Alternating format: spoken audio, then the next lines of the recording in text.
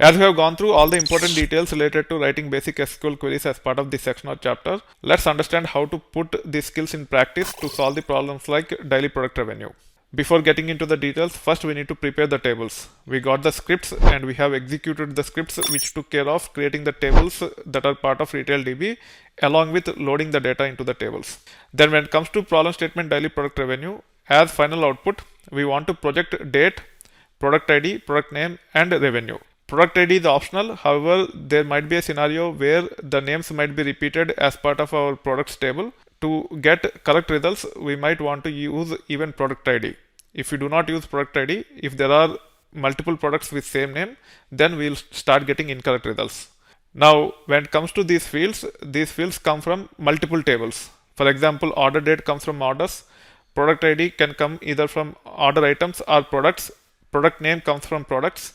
When it comes to product revenue, it's a derived field and the source field for this comes from order items, which is nothing but order item subtotal. As we understood that the data for these fields comes from multiple tables, we have to apply join conditions across all the three tables.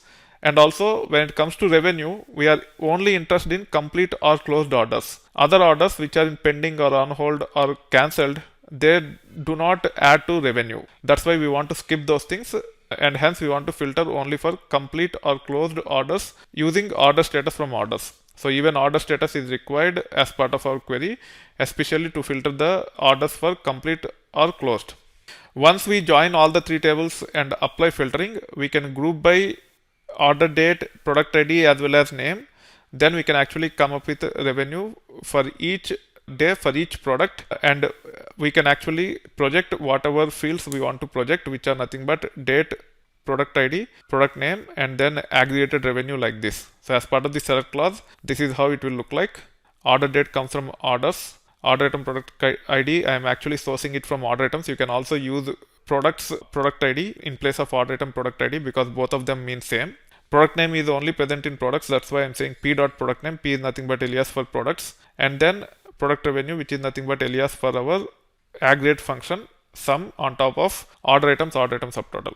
As part of the from clause, we have join between three tables. First between orders and order items on o.order ID and oi.order item order ID. O and oi are nothing but aliases for orders and order items respectively.